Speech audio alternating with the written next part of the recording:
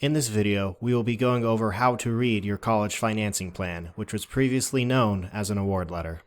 Your financing plan will be sent to you in an email directly from financial aid that looks something like this. The email will contain a few things. First, there is the attached PDF file which contains your financing plan. If you do not have a program that can open and view PDF files, you could click the link in the middle of the email to download Adobe Reader, which will allow you to open PDF files like the one attached. Clicking the PDF in your email will open your financing plan, which looks something like this. There are a few different sections within this financing plan, and we'll go over all of them here, starting with this first section under the headline, Expected Family Contribution. Expected Family Contribution, or EFC, is calculated by your FAFSA and is used to determine your eligibility for federal student financial aid. Your EFC is calculated using a formula and considers your family's taxed and untaxed income, assets, and other benefits. NMSU uses your EFC to determine your federal aid eligibility and financial aid award. Keep in mind that this only relates to federal aid, which includes loans, grants, and work study, and it does not affect your eligibility for other aid, such as scholarships.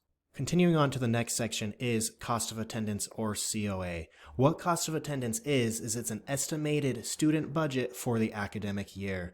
Keep in mind that these are not bill charges and this is not money that you owe or have to pay. The cost of attendance purely exists to help calculate the amount of financial aid you are eligible to receive. Like I said, the cost of attendance is a budget for your expected educational expenses, and actual costs will vary depending on residence hall, dining membership, whether you live on or off campus. And again, all these expenses are included in your cost of attendance, but are not charged directly to your student account, and you will not owe NMSU these amounts.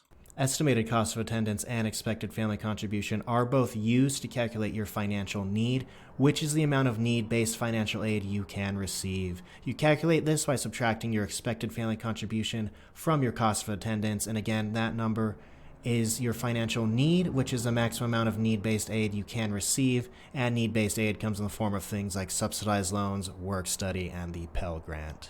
Continuing on down the financing plan, you will get to the section including scholarships, grants, and tuition discounts. These are referred to as gift aid as they do not require repayment. Grants are often need-based, while scholarships are usually merit-based. Keep in mind that these are totaled by academic year, which includes the fall and spring semester. So this number here will be split between both semesters unless you are awarded something like a one-semester scholarship. Moving right below that, we have the Work Study Award.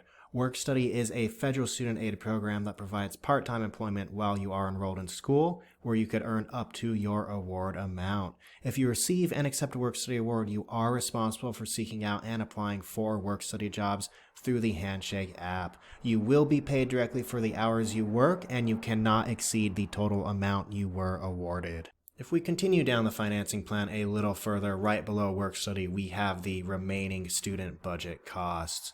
This is the estimated net cost remaining after you subtract your gift aid and work study awards from the estimated cost of attendance. Again, this is just an estimate for budgetary purposes, and this is not the exact number or the exact amount you will owe NMSU. Right below that, we have your loan options. Loans are borrowed money that must be repaid with interest. These two loans right here, these are the two most common types of loans students receive, as these are federal loans you get awarded based off information in your FAFSA. The difference between the two is that subsidized loans do not gain interest while you are in school, while unsubsidized loans do start accumulating interest from the point they are paid out to you. Keep in mind that the amounts listed are the maximum available to you, and this is for the whole academic year, which includes the fall and spring semester. You are allowed and encouraged to borrow less than these maximum amounts should you desire. Students are responsible for any and all interest that accrues on federal direct, subsidized, and unsubsidized loans.